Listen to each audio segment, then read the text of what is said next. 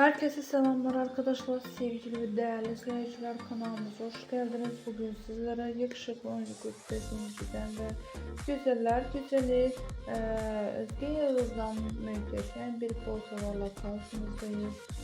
Başarılı oyuncularımızın story paylaşımlarından güzel fotoğrafları toparlayarak sizlere takdim ediyoruz. Umarım ünlü bakmanı kanalımda düzenlediğimiz videomu beğenirsiniz.